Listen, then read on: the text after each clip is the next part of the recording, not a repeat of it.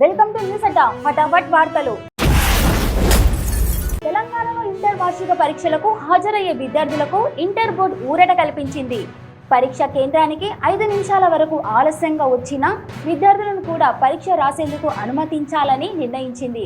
గతేడాది అమలు చేసిన ఈ నిబంధనని ఈసారి కూడా కొనసాగించనున్నట్లు స్పష్టం చేసింది.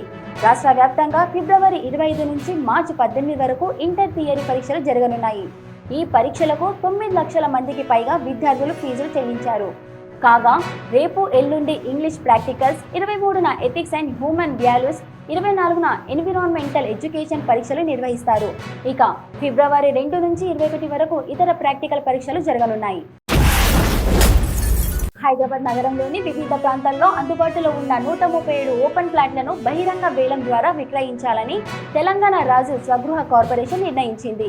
రంగారెడ్డి జిల్లా తొర్రూర్, కుర్మాల్గూడ, మేడ్చల్, మల్కాజగిరి జిల్లాల్లోని బహదూర్పల్లి ప్రాంతంలో ఇప్పటికే అభివృద్ధి చెంది మౌలిక వసతులతో ఉన్న ప్లాట్లకు ఫిబ్రవరి 7-8 తేదీల్లో బహిరంగ వేలం నిర్వహిస్తున్నట్లు Raju Swagruha corporation managing director V P Gautam తెలిపారు. ఆయా ప్రాంతాలను బట్టి బహిరంగ మార్కెట్ కంటే తక్కువ ధరల్లోనే చదరపు గజానికి 20,000 నుంచి 30,000 వరకు అబ్సెట్ ప్రైస్తో ఈ ప్లాట్లు అందుబాటులో ఉన్నాయని పేర్కొన్నారు.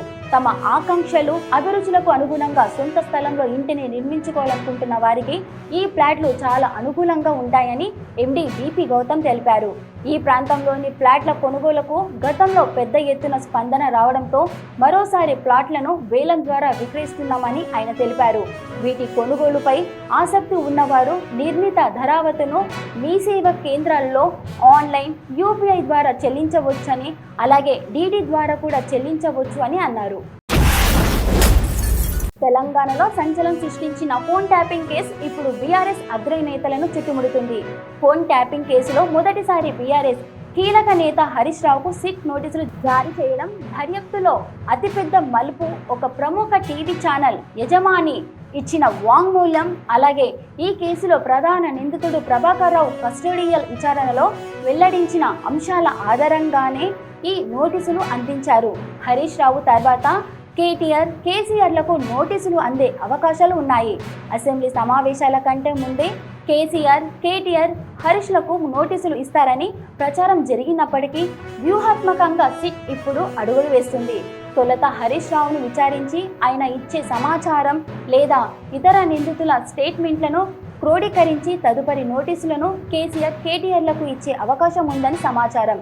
ఈ ట్యాపింగ్ వ్యవహారం మొత్తం అప్పటి ముఖ్యమంత్రి కేసీఆర్ కనుసన్నల్లోనే జరిగిందని, ఇంటెలిజెన్స్ వర్గాలకు పై స్థాయి నుంచి స్పష్టమైన ఆదేశాలు ఉండేవని ఇప్పటికే కొందరు అధికారులు వాంగ్మూలం ఇచ్చినట్లు తెలుస్తుంది. పటాన్చెరు ఎమ్మెల్యే గూడెం మహిపాల్ రెడ్డి మరికొద్ది రోజుల్లోనే తిరిగి సొంత గూటికి చేరనున్నారు. అంటే ఈ ప్రశ్నకు అవును అనే సమాధానం వినిపిస్తుంది. ఇందులో భాగంగానే తాను కాంగ్రెస్లో చేరి తప్పు చేశానని ఆయన నిన్న వ్యాఖ్యానించినట్టు తెలుస్తుంది. వివరాలకి వెళితే గూడెం మహిపాల్ రెడ్డి గత 3 ఎన్నికల్లో బీఆర్ఎస్ నుంచి విజయం సాధించారు. గత ఎలక్షన్లో బీఆర్ఎస్కు రాష్ట్రం మొత్తం ఎదురుగాలి వీచిన ఆయన మాత్రం హ్యాట్రిక్ విజయం సాధించి అసెంబ్లీలోకి అడుగుపెట్టారు. ఆ పార్టీ కీలక నేత హరీష్ రావుకు అత్యంత సన్నిహితుడిగా ఉన్నారు గూడెం. ఎన్నికలు జరిగిన 7 నెలలకు ఆయన బీఆర్ఎస్ ను వీడి కాంగ్రెస్ కండువా కప్పుకున్నారు. ఈ సమయంలో సంగారెడ్డి ఎమ్మెల్యే జగ్గారెడ్డి కీలక పాత్ర పోషించారు. అయితే చేరిన నాటి నుంచి కాంగ్రెస్ లో వర్గపోరు ఆయనకు తలనొప్పిగా మారింది. మహిపాల్ రెడ్డి మీద కాంగ్రెస్ తరపున పోటీ చేసి ఓడిపోయిన కాట శ్రీనివాస్ గౌడ్, మంత్రి దామోదర రాజనరసింహ సపోర్ట్తో యాక్టివ్గా ఉంటున్నారు. దీంతో మహిపాల్ రెడ్డికి ఇబ్బందులు ఎదురవుతున్నాయి. దీంతో అనేకసార్లు పార్టీ మారి తప్పు చేశానన్న అభిప్రాయాన్ని ఆయన వ్యక్తం చేస్తూ వస్తున్నారు. ఈ క్రమంలో మళ్ళీ సొంత గూటికి చేరేందుకు ప్రయత్నాలు ప్రారంభించినట్లు ఆయన సన్నిహితులు చెబుతున్నారు. కేసీఆర్ అంటే తమ నేతకు అభిమానమని, ఈ నేపథ్యంలోనే క్యాంప్ ఆఫీస్లో ఆయన ఫోటో తీయలేదని వారు గుర్తు చేస్తున్నారు. ఇప్పటికే బీఆర్ఎస్లో చేరికకు హరీష్ రావు గ్రీన్ సిగ్నల్ ఇచ్చారని వారు అంటున్నారు. ఫోన్ ట్యాపింగ్ కేసు విచారణ అంశంపై సుప్రీంకోర్టు ధర్మాసనం తీవ్ర అసహనం వ్యక్తం చేసింది. ఇంకా ఇంతకాలం ఈ పిటిషన్పై విచారణ జరపాలి అని న్యాయమూర్తి జస్టిస్ పివి నాగరత్నం, ఉజ్జల్ భూయాన్లతో కూడిన ధర్మాసనం రాష్ట్ర ప్రభుత్వ న్యాయవాదులను ఉద్దేశించి కీలక వ్యాఖ్యలు చేసింది. కేసు విచారణలో ప్రధాన నిందితుడిగా పేర్కొన్న ఎస్ఐబి మాజీ chief T Prabhakar Rao court ఆదేశాల మేరకు విచారణకు సహకరించాడు కదా అని, మీకు వేరే ఉద్దేశాలు ఉంటే మేము ప్రోత్సహించలేము అని, ప్రభాకర్ రావును జైల్లో ఉంచాలనేది మీ ఆలోచనగా ఉన్నట్లుగా ఉందని ఘాటు వ్యాఖ్యలు చేసింది. ప్రభాకర్ రావును మీరు విచారణకు అడిగితే విచారణకు సహకరించామని చెప్పాము అని, అతడు కూడా విచారణకు సహకరించాడని, మరింత విచారణ అవసరం అనుకుంటే మళ్ళీ విచారణకి పిలిచి ప్రశ్నించవచ్చు కదా అని, మేము కూడా సహకరించామని చెప్తాము అని ధర్మాసనం స్పష్టం చేసింది. ప్రభాకర్ రావుకు మంజూరు చేసిన మధ్యంతర రక్షణ బెయిల్ మార్చి 10 వరకు కొనసాగుతుందని సుప్రీంకోర్టు ఆదేశించింది.